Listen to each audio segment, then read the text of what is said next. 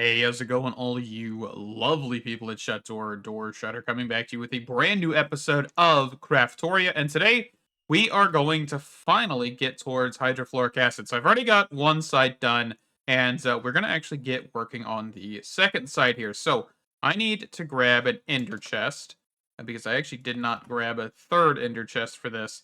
So I've got an ender chest full of fluorite here, and we just kind of need to get this the same color. So let's go for blue. This is one blue dye and two light blue dye. There we go. One, two, here, and there we go. And so now we should be able to simply put this here, and then we have the entangleporter that we're going to need to place down. So I am kind of placing these a little weirdly, but that is mostly because I want to be able to extract out of them without any faults or anything of that sort. So chemical output on top. We're probably going to need to break this and replace it. Oh yeah, we got to actually attach the sulfuric acid and then break and replace to make sure that pipe actually connects. So let's do that. Oops, it's kind of still bugged. Hold on. There we go. I wanted to see that little piece before we call it good. So that should get sulfuric acid into these machines. And then over here, we're going to do the exact same thing, but with just items. And I probably want to make sure that this is on round robin. All right, let's quickly grab an ender gate. I'm going to grab a nitro one here real fast. And that should allow for these to be powered up. And that is hydrofluoric acid. All right, I don't think we have... Oh, we do actually have chemical upgrades for these. So let's grab some of the chemical upgrades. So we have 32 machines in total. So 32 times 8. Let's get those crafting. And that will save us some sulfuric acid. So now that we have hydrofluoric acid, we want to probably tank this up, right? Because we want to be able to make sure we have enough of it. And then we'll get the uranium oxide, which is the chemical oxidizer with yellow cake uranium, which is uranium that has been put in the enrichment chamber, and that gives us 2 per. So let's just get this sorted. All right, let's toss those in the system for a second, because I want to be able to just do 8 at a time without having any issues. I actually don't think I could put more than 8 in any of these, so we should actually be golden. I forget the chemical upgrades, the one that's not really touched by anything else. The add-on mod, or the mod that changes the actual count for speed and energy. So we actually should just be able to do this. Alright, so let's get this going. So I've got the enriching factories placed down. I don't actually have them configured just yet, so we're going to clear this out. Go left input, or actually left and right are output, and then bottom is input, which we're going to have to get like an ender chest or something for the uranium. I'm trying not to put the quantum ring from Applied Energistics in here because that would get really messy really quick. So I'm trying to use as many versions of wireless fluid transmission and wireless item transmission as possible to make this as clean as possible. So that way we are not really causing too many issues here. So let's grab config card. So we've got, of course, make sure our energy is still selected. Perfect, it is. So left and right is output, bottom is input. That should be golden. So let's get that shift right click. And let's go configure all of these bad boys. And I may want to try and put speed upgrades in these guys, but for now, we're just going to leave it as is. So I want to grab, what are they called? Logistic pipes? Basic logistical transporters and stuff. Let me actually get some of these guys. I don't really use these that commonly because you have to, you require a specific thing. This thing right here, the logistical sorter, to actually be able to use this as like a item transportation method if you were moving out of an inventory that doesn't have auto eject. So I'm gonna actually do it this way. I think that might just be interesting. Spice some things up a little bit. And I don't think it would cause too many issues. So let's just snag these bad boys. Because we actually can turn on auto eject and then reconfigure these machines. So the machines have been reconfigured. So let's actually grab, I think these are considered logistical pipes. Yes. And then we need our configurator.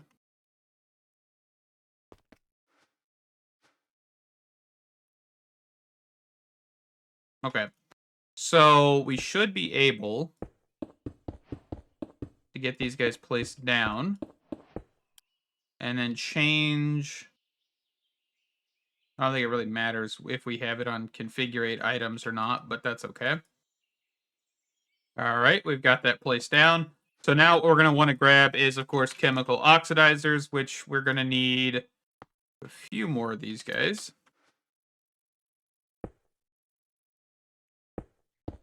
And then I have placed the energy pipe on the top for this reason specifically. So now we actually have these guys powered.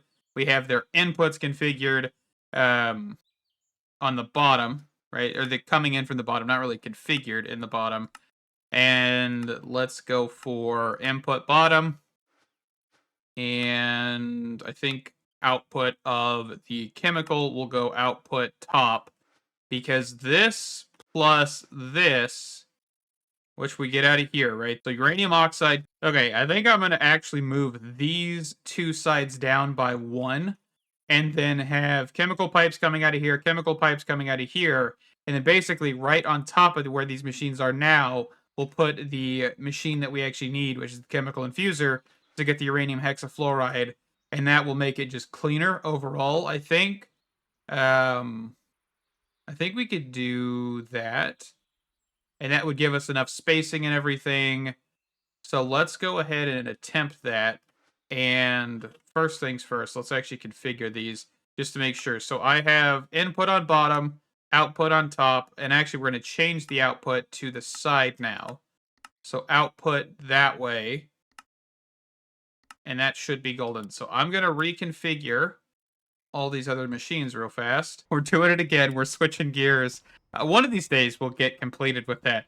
So we're having that issue again where our molecular assemblers are holding items. And I don't know if it's like because we have items that are not stackable or something, but if we actually break these molecular assemblers, we're going to get the mechanism items, as you can see. And I tried to craft some absolute tanks, and they just would not come through. So we are going to get rid of this whole thing and replace it with ExtendedAE's matrix assembler thing, because I think that will hopefully solve the issue, but I'm also not really too hopeful on that. Alrighty, so I have removed the pattern chandelier, and all of my patterns are in the 2 bottom double chests there. And so we're going to get this going. So first things first, we're going to get the frame, which is the assembler matrix frames. We're doing 7x7, which I do believe is, as of current, the largest you can do. Quickly just check that. Scroll down. Prism with edge lengths between 3 and 7. So 7x7, I think, is as much as we can go. So let's make sure 7. Okay. And then we just go and do this. And this actually may be... I want to push back 1. Alright, let's get this last piece put together. And is that everything? But let's just make sure this is the right dimensions here. So let's do corner, swap to my offhand, and swap back. And that is 7. The problem is I can't really see all of this. I'd hope that one day they fix actually making this tool better, because it is kind of getting worse and worse. But yeah, 7x7x7. That is fantastic. And then let's get the rest of this. I may be wrong on a lot of these counts, so we shall see. And actually, we're going to grab our diamond stick here so we can build the rest of this here. Make it much quicker. And there is like assembler matrix glass if you wanted to do something like that, but I'm not too partial to it, so we're just going to send it with this.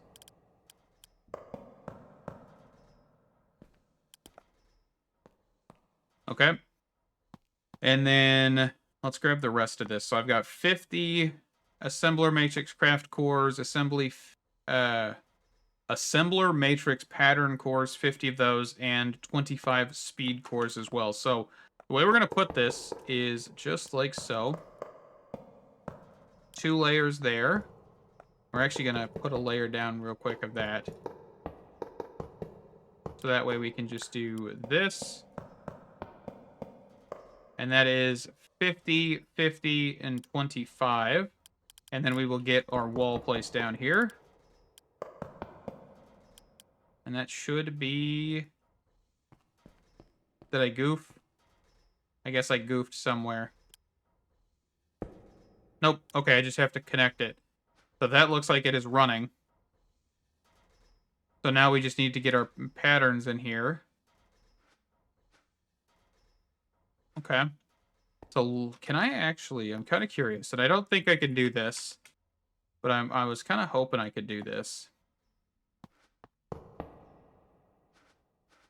Oh, come on. Open my backpack. So actually, I can do this. Which makes this a whole lot easier than I was thinking it was going to be. So that is all of our patterns. Right? Okay.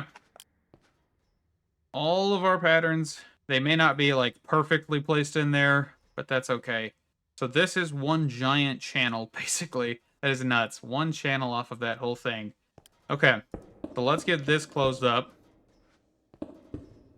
And I will put on screen the actual total counts before we get started on this, because, yeah, that was rough on the counts, that is for sure. And I'm pretty sure there's some actual full numbers instead of whatever I said.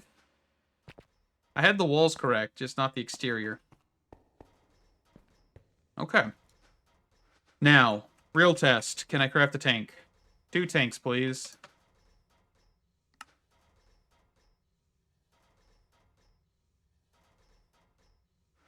Okay. Yeah, we saw that failed. I just went and recoded those patterns, and they finally worked. So I'm assuming there's just something wrong with, like, JEI's compatibility, or, like, relogging out, or... I mean, there's tons of possibilities. I'm not 100% sure. But that does mean that we will be able to continue on with our system. But that definitely was not something I was hoping I'd have to do anytime soon. But we will definitely be looking at the Advanced AE Quantum Computer next. That'll be our next Advanced AE upgrade, by the way. Just not something I want to do right now. That'll definitely be something that will be useful, though. All right, so let's get this stuff placed down. So we are going to place a tank here, and that should output and hopefully input into the right areas here. So let's put those other ones over here as well. Make sure they are cruising. So yes, the center should not be producing anything, which is probably not the best thing in the world right now, because we probably should have already completed that, but that's okay. Okay, so there is hydrofluoric acid. There is the other one, which is, I believe, the uranium oxide.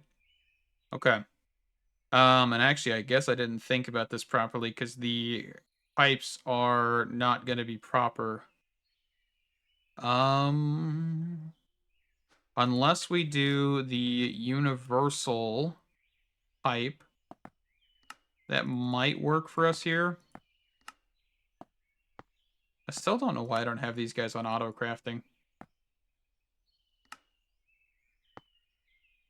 But if we do this, not that, we just have to make sure we disable all the pipes. Can I actually do... Yeah, I can change it here, so that way we don't accidentally pull in any chemical into the pipe and accidentally cross-contaminate these or anything of that sort. Okay. So let me get these placed down, and I may swap where this tank is to the end, so that way we don't have any issues with the actual pulling function of this, just because, of course, you can have that issue. I know I had that in the Direwolf 20-pack where I did a large system like this, and that caused quite a bit of hiccups because you were not able to, pull out the items you needed because the thing would just disconnect itself. So we're going to try and prevent that and hope that that's not actually an issue in this version, but we shall see. All right, let's get the chemical infusers down here. I still have not actually got the uranium and stuff put down, but I will do that soon. That will be an ender chest, and nothing too complicated. It's just like how we did the fluorite, but this should get us to the actual chemicals here. So the problem is, I don't know if we'll be able to put in both from the bottom, but we're going to try that. So let's just do input output. Let me quickly go grab the uranium which I'm probably going to need a pipe of some sort down here, but that shouldn't be too big of a problem. So let me do that, and I'll be right back.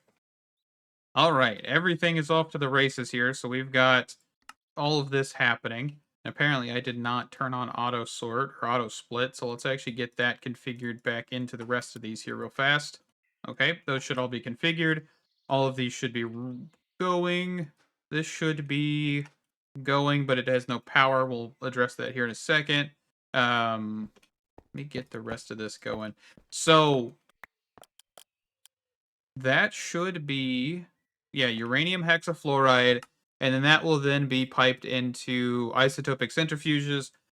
This is going to be one of the slower processes because I think this machine is pretty slow, and so we'll look at that. But overall, I think that is a good spot to probably wrap this episode up.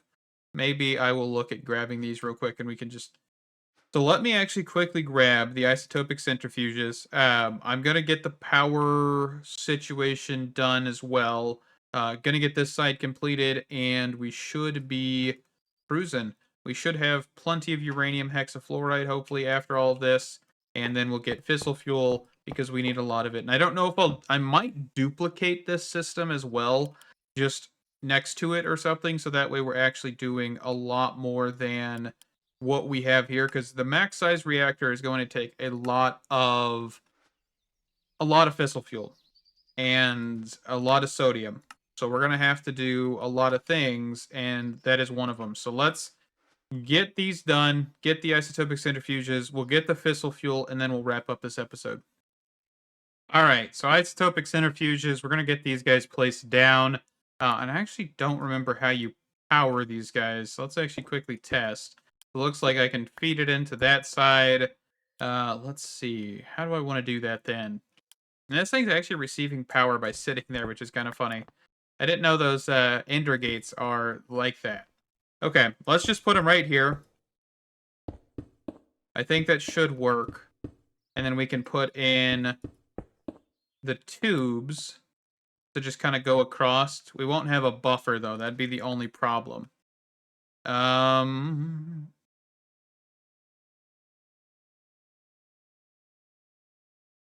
think I'll be fine with that. I think. Because we'll have a large buffer of fissile fuel anyway.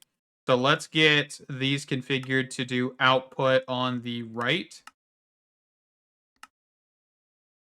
And then I thought I set these guys to do input-output on the bottom. Okay. Let's just reconfigure all of this. So input-output does work to allow for all the fluids to go into the bottom, which is fantastic of these machines. So that does function just like we need it. I've also disabled all of the chemical pipes underneath this as well. So we should just be able to do like a run of this. Okay. And then we'll just double-decker the cables. Perfect. And then auto eject is already on, so why are you guys not inputting? Because you're actually outputting out of that side, aren't you? Okay, so they are outputting on that side by default. So that's the output rather than the input. So let's get that changed. And then we'll do on the back direction is... Oh, actually, I can't do that because this has got the cables there. So we may want to swap this around then. Okay, so let's do this then. Is that how we want to go about this? I think that might be the way we want to go about this. And then we'll just say on the bottom is input, on the back is output, and then for these cables, we can swap these around to then be power. I don't think that's a problem. So yeah, this is actually not too complicated of a system. I tried making this as clean as possible. Of course, if you guys got questions, I am 100% willing to answer as many of them as I can, pertaining to Minecraft, of course, right? And we hopefully will be able to get things cruising. Okay. So that should provide us with the uranium hexafluoride. And I guess we do need to attach power. Okay. So that should be cruising. So we should be getting fissile fuel, because really fissile fuel's the actual product that we want to get anyway, right? That's our end goal. So I'm just going to have a pretty decent buffer of that. And I think that should be fantastic. So let's grab absolute chemical tanks. I want to grab 4 of these guys. Probably only need 2, but 4 sounds fantastic. And we will run the tubes.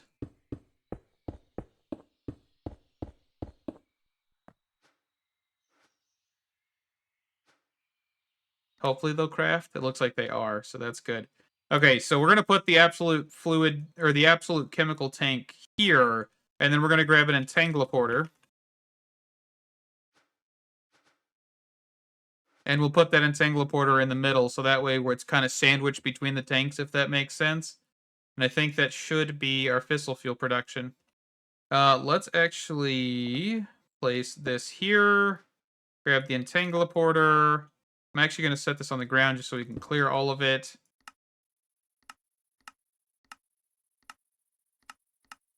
Okay. And then we are going to do fissile. I'm just going to do fiss.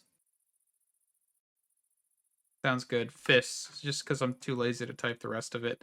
And then we'll do... I think we'll just do input on the right and left. That's all we really need. So that goes here. This goes here. That should be good. Should be starting to fill this up. Perfect. And then, of course, if we need to add more tanks, we definitely can. Or add something else that will be a larger chemical thing. We could do like an AE2 kind of thing if we need to, but I think that should be good. So what upgrades can this thing take? So it can take energy and it can take speed upgrades. So I may look at doing some energy upgrades and maybe 2 speed upgrades on those. But I think for now, that's going to wrap us up here, because I think we are doing pretty decent. This is not going to be end-all be-all of fissile fuel, because we're going to definitely need a lot more than what this is producing. But hopefully the energy, which I actually haven't even talked about, by the way, because I did some stuff off camera, as usual, just kind of been trying to make our power system better. So let's go actually view our power system, which is no longer down here. If you guys didn't even see that, whenever I was going down an elevator, all of our stuff is gone. The power system is actually now in here. And apparently, it has moved my spawn position again, but that's fine. We'll just fly up here. So this is it. This is our full power system as of right now, which has a whole bunch of thermo generators, a whole bunch of, or well, 4 reactors, which to me is a whole bunch because that's kind of overkill, but hopefully it's overkill enough. And there is over 64 thermo generators in this room. Yeah, we should be cruising on power, but I still have not tested how far this actually can go, because I know that's one thing, is this may go a long way, but it also may not, because the original thing that was causing the issue is the... which machine was that? It was this one right here, right? The chemical infuser.